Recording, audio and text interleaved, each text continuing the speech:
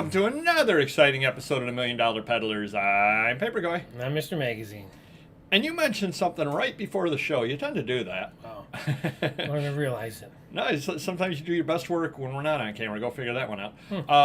You mentioned it that you were having a problem right now. Not that problem. The other problem that you were having right now was that you were selling a lot of stuff and you were making profits on it, obviously, which is the name of the game. Sure. But that you are plowing just about all of the money that you're making right now back into inventory. In other words, it's great to reinvest in your business, but at this point, you basically are almost making no money. I was going to say, you're almost reinvesting too much. I'm paying all my bills, paying employees, paying the warehouse, mortgage, this and that. Nothing left over other than whatever is left over, I'm buying more inventory with it. Which, for the short term, is not a bad idea. But how long has this been going on? A while now. Well, especially since sales have dipped a little bit. You know, my account's not going. It's going up a little bit, then I buy something. Going up a little bit, then I buy something. So, and I'm making these numbers up because I don't really care as far as what your actual numbers are. But say you had $40,000 in the bank. Yeah. So what you're seeing happening then is you're at 40,000, then you're at 42, then you're at 45, and then you buy something and you're at 35. Yeah. And then you're at 37, 39, 41. You buy something and you're at 31.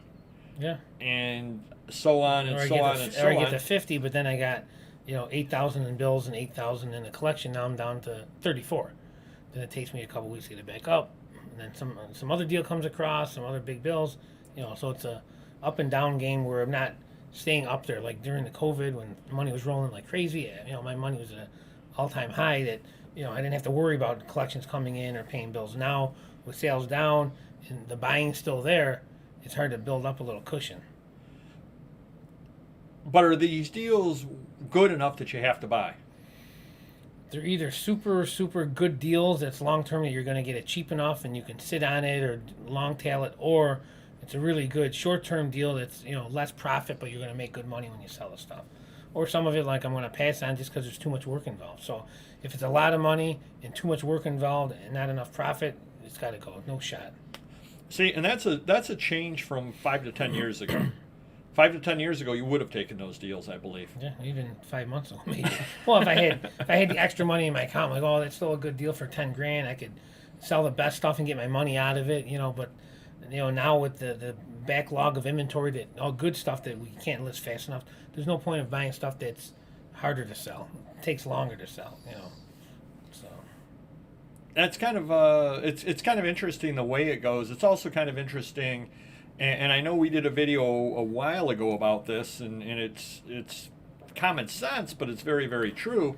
Where we had talked about when you go out to a flea market, which you don't tend to do, but I do, that you feel so much more confident when you have $1,000 in your pocket versus when you have $100 in your pocket. And I think it's the same thing when you've got, to use our example, $40,000 sitting in a bank versus when you have $8,000 sitting in a bank. Sure. Because again, somebody comes in with a deal and it's a $5,000 deal, and it's an okay deal. It's not like they're selling you $250,000 worth of fast-moving stuff for $5,000. They're selling you stuff you'll make money on, but it's going to take a while. If you've got $8,000, you're saying, I don't want to tie up $5,000 in it. If you've got $40,000, maybe not. What else have I bought?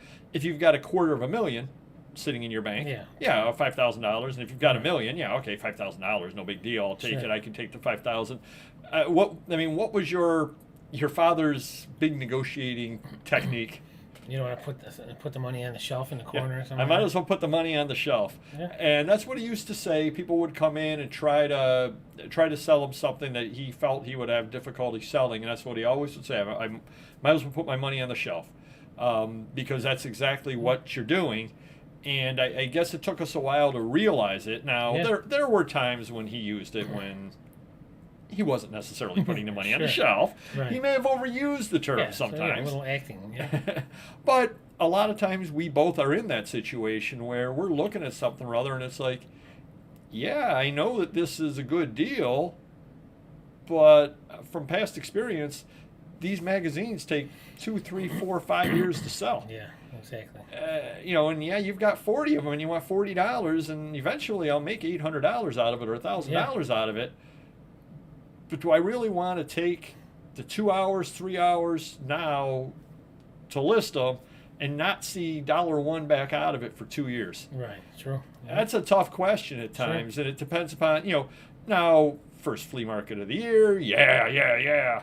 A flea market where there isn't anything else at, yeah, I'm here anyway, I'm going to make money on the stuff long term, sure, why not? Some dealer that I've dealt with a lot, yeah, I'll throw $40 his way, he's happy, he moves something or other, especially if he put it aside for me. Right, yeah, certainly I can, it's not a bad deal whatsoever. I'll give the perfect example, which was in a haul video, which you definitely do want to check out our haul videos, from the flea market where I bought the 2 boxes of Sports Illustrateds for $20 a box. I stole them. I absolutely stole them. I know that I did. You have a 2004 Garnett? I oversold one. I do not. No, all right. These are all 1970s. All right. I absolutely stole them at that price, but how long is it going to take to get my money back? Right. How long is it going to take me to get them listed? Because it's not like I'm going to sit down and say, you know what I really want to do today? Well, and that's the thing. Sometimes a good deal isn't a good deal if you're never going to get to it. I have a storage shed with 40,000 car magazines that I bought. It was a great deal, 5-10 cents a piece. But what good is it sitting in there? We're never going to get to it because there's always better stuff to list. And that's part of the problem. Even with that Connecticut deal, sounds like a great deal, but would you or I ever list anything out of maybe 10% of it good New York magazines or newspapers or something? But you're going to be sitting 90,000 magazines, even though you're getting them for 10 cents a piece. I mean, wow. It's a lot. It's a lot to store, a lot to list. And then sometimes you feel like you have to list it because you paid money for it, and now you're putting that ahead of things that are $30, $40, $50 when you're going to sell $10, $15 magazines that you may already have some of them as it is. Well, we're going to see now if you pay attention in any of our videos. Somehow I think you don't. Do you remember the video we did, what that's called? Nope. Opportunity cost. Oh, that's it. Yeah. All right, yeah. Do check that video out if you haven't checked it out as well. Opportunity cost. But that's absolutely what it is. The opportunity cost of listing those magazines is your lister cannot list a different magazine. Right. So if he's listing $20 magazines, Yeah. he's not listing $50 magazines. Correct. True. And because he's only got so many hours in a day. And it starts getting difficult when you start doing these equations because you have to figure out what's best. And one thing that we have stressed all the time, and I, being a one-man band and doing all my own work, I definitely understand it. I don't think you necessarily understood this a couple of years ago, but I think you're starting to understand it now. There also, within reason, there also has to be some level of enjoyment for the lister. Yeah. I try to do that too and give them something like this one girl's into horror movies. So I try to give her horror magazines, comics, books, and stuff of that nature that piques her interest. One guy's into Star Trek and sci-fi. I'll give them that stuff. One guy's into sports. One guy's into toys. So I try to do that so they can perfect their niche, and get better at that. And years ago you didn't. Correct. Yeah. Years ago your thought pattern was, which you are correct on one hand, was I'm paying you, and if I want you to list 1967 Topps baseball commons, that's what you're listing because that's what I'm telling you to list. Yeah. But you didn't understand that if you had me and 3 other people, I might not have a problem listing because I like sports cards. The other 3 people would rather get root canal done than list those. And meanwhile, you hand nobody likes listing old German magazines because the old German, but you can hand me a pile of foreign ones, and I'm going to be fine with it. And other people are going to be getting a headache off of it, just because they have no interest in listing it. But car magazines, no, that's not for me. But if you get a motorhead working for you, he'd be like, "Oh, this is awesome! Oh, this has the one kid was a movie buff. We gave him all the Laserdisc movies with DVDs, and it didn't last too long. But at least he went through them, got them all listed. He loved listing them, And then you kind of learn like some people are better at listing certain things than other things, and they can perform better listing DVDs or listing some are better at certain things, and you got to find that and go with it. Yeah, definitely. And then when you're a one-man band, you just gotta. The only thing that I can do, there's one of 2 things I can do. I can either, which I do occasionally, bite the bullet and list a lot of something that I just don't like, and I say, this is not going to be a fun day of listing, but I got to get that pile of stuff done. Yeah. It will pay off in the long run.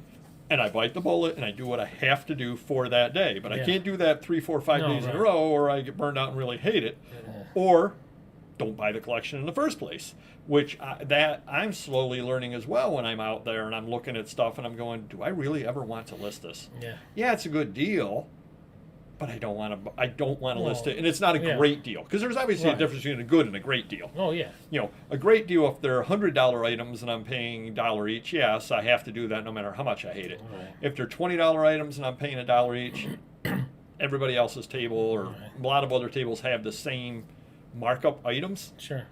I don't want to buy that. I don't want to deal with that. Right. I don't want to learn marbles. It may be an incredible deal, Yeah. but I don't want to learn marbles. Not, you know, I've lost mine, so I don't need any more. But I do that too with my employees. There'll be things sitting around that maybe they're $15, but I'm sick of looking at them. I go, listen, let's just get these out of here. They've been sitting here for months.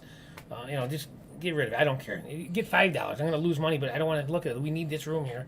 Spend half a day getting all this crappy stuff on, get it out of here, and we'd be done with it. Move on to something better. Yeah. Yeah. So hopefully that helps you a little bit in there. Kind of a meandering one today, but hey, that's what we're known for. Hit the like button if you could, and we will see you next video. Take care. Bye bye.